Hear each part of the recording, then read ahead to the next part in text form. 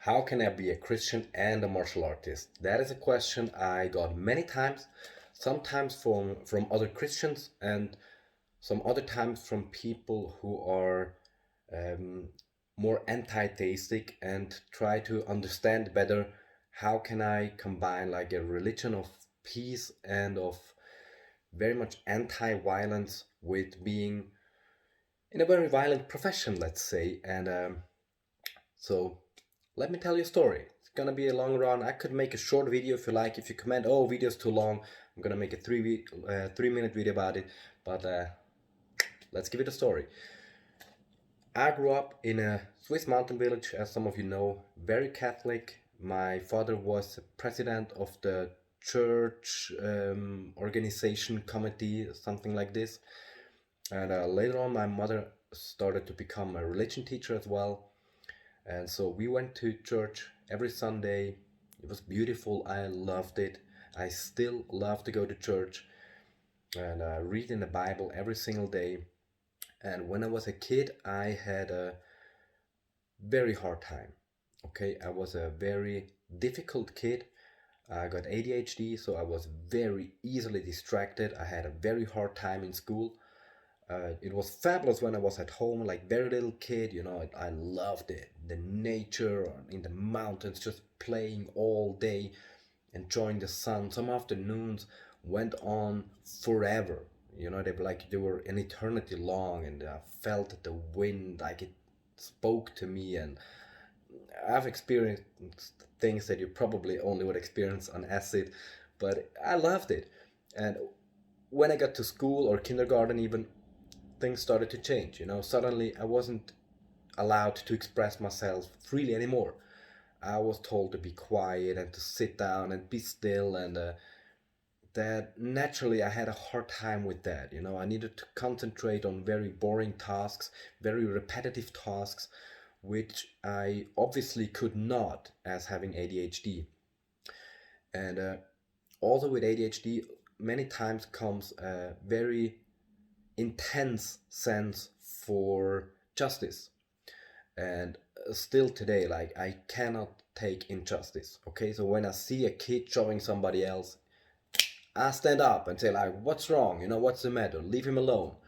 And many times that got me in trouble. Okay, and after a while, it's always Peter again.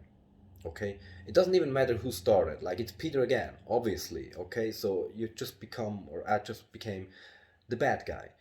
Many of my teachers, like, they held up the good point for me, that I was never the one going for weaker ones or like attacking, but I was also never the one to take a step back or back down. Never, ever, never, against nobody.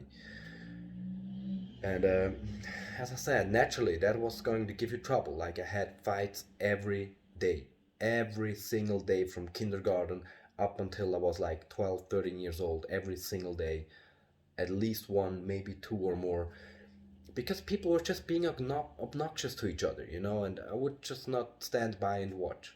I would just get there and like call them out and say, okay, you want to be a baddie? Okay, step up to somebody who also wants to step up. Don't attack the weak guy, don't attack the small ones. Come at me, let's do it.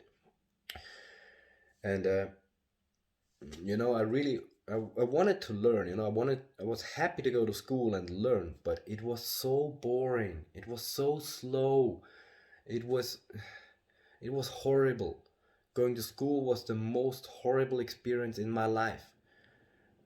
Teachers, I thought they hated me, like, for real. I was made to sit all the way back on a usually in Switzerland, yeah, like, you have two students on a table. I was always made to sit back alone, asked to not disturb the other ones, and stuff like that. And I was very sad a lot of time, and I felt very unloved by the world, and very much like, what am I doing here? Why? Why? And read the Bible a lot and listened a lot and very intensely to our pastor in church. Um, may he rest in peace. He was awesome. Like, he was that biblical, energetic man. Okay, many of the people who are not Christians take Jesus and Christianity as like always, like the small, quiet guys, but to me, all those men and women in the Bible, they were strong dudes, okay? Like Jesus stood up, okay? He never looked away at injustice. He stood up, he spoke up. He said, "What are you doing? Why are you doing that? You're doing wrong." Oh, bam. It was always his business when people were mistreated, okay? And many people in the Bible were that. Like my namesake Peter, he was obviously an incredibly skilled swordsman who was able to cut off somebody's ear. And he carried a sword, obviously, otherwise he could not just draw his sword and cut off somebody's ear when they tried to take away his rabbi. Okay, so I learned that a man has to be strong. The strong are there to protect the weak. And when the world was very unjust to me, as I thought it was, I turned to religion a lot and I prayed a lot, and I learned that everybody of us has a job, a duty here on earth, okay? And I very much believe in that. And I very much believe that to fulfill your duty, you have what it takes, okay? If your duty is to be the best basketball player of all times, you're gonna be like 2 meters 10 tall, okay? If your duty is to be the best, physicist of all time, you're gonna have the brain of Albert Einstein and things like that, okay? And I believe that there's a third thing to your calling. You have the innate desire, like the pure desire to do that. Your wishes and desires may become tainted by other people's influence over time.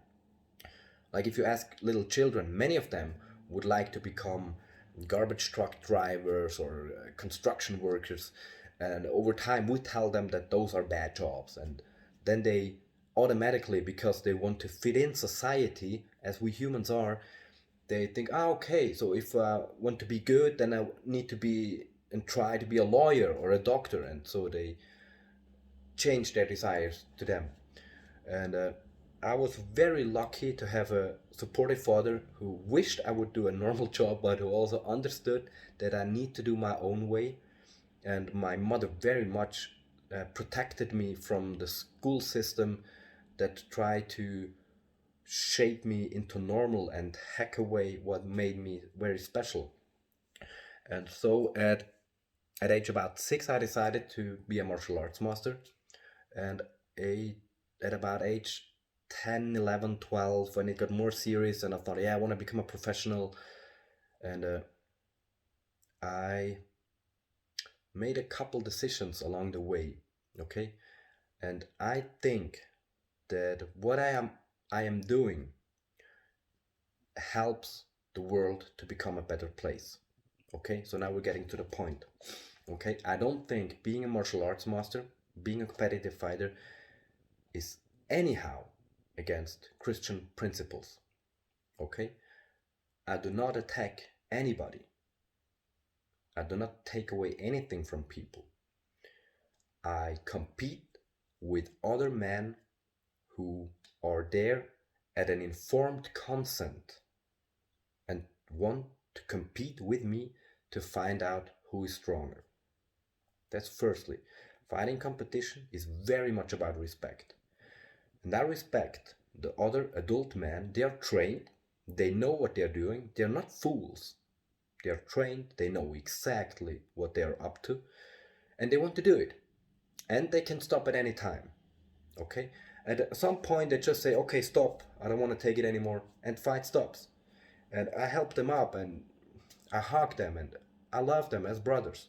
Because we just gave each other everything we could for as long until somebody says stop. And you really see behind the mask of the people, because they show you like the truth most inner workings, and express themselves extremely honestly and completely in that fight. And the other part of it is that I help people protect themselves through self-defense. And I'm 100% certain that this is a good thing. Okay, I think being a Christian is a lot about love, and sometimes love is tough, and the opposite of love is fear. So if I want to help the people be more loving and experience more love, I can help them. I can. It's what I can do. You know, I cannot do everything, but this is what I can do. Is I can help them remove their fear. For a strong man compared to a weak man or a strong person, the world looks very much different. Okay, when I see a dark alley, it looks interesting. It looks, like what is hidden there. I want to see it. Oh wow. If I see some drunkards scavenging around, it's a funny dude to me. For many people, especially for women, the situation is very different. The dark alley looks threatening because there might be a threat hidden in there. The drunkard is also threatening, so it's much more with fear. And if we face that fact or not, but physical intimidation and physical relation plays a big role in human communication and human relations. And people try to physically intimidate you all the time, consciously or unconsciously. And I've learned that women are treated with very little respect. And many times they cannot stand up for themselves out of conscious or unconscious fear of physical violence. And that situation changes very much when they know they can defend themselves. And it's very much the same for men. So if I give them the tools to be able to defend themselves in this world, I am actually making the world a more peaceful and more loving place. I'm sure in that. The other side of the medal is people like I, who have a great innate energy and maybe even innate aggression. Like I get aggressive very easily, and I need to have a way, a path to challenge that energy into something fruitful. Okay, it's like if you heat up a pot, and there's water evaporating, okay, and that water vapor and that steam is gonna, that's an energy, right? And if you just try to contain it, it might just blow, bam, and destroy. But you can use that same steam energy to propel a turbine and a dyno and generate energy or generate propulsion from a steam engine. And I use that energy, and I teach other young, mostly men, to challenge, and not to challenge, is it a challenge? To bring that energy onto a path, okay? And that is incredibly valuable and important, because many of those would otherwise maybe explode and blow that energy in a bad and destructive way against others. And now they find a fruitful way. To me, there was a huge change in how I perceived myself when I started doing Kung Fu training. And in school, I got so much negative feedback. It's always no Peter, bad Peter, no Peter, blah, blah, blah. And then in Kung Fu, it suddenly was, wow, good Peter. Yeah, Peter. More of that, Peter. And that was very good, okay? And I felt I can do something very good with that. So not all of us are made to be priests or holy men or, like whatever other professions there are. Some of us are martial artists. Some of us are policemen who also sometimes need to use violence or weapons to produce a peaceful situation in society as a whole. Some of us are even warriors trying to defend the country and peace. And sometimes it's difficult to understand why and how they are doing that. And I believe that instead of rejecting that energy, we can try to understand how to use it in a fruitful, positive way to create a more loving situation. Okay, I hope that helped clear it up a little how I can be a devout Christian who prays every day and be a martial artist at the same time, because I think they are very much helping each other. Being a martial artist helps me personally being a better Christian, and I know I'm not a very good example of a Christian because I've done quite bad things and I'm an aggressive person overall. And it's a core principle of Christianity that all of us, and me especially, are faulty and are doing mistakes, and that we still must struggle to better ourselves, improve ourselves, and try to find forgiveness and do better.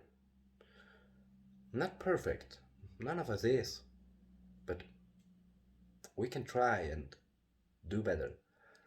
And if you got any more questions or want to hear more about this, I'll see you next time.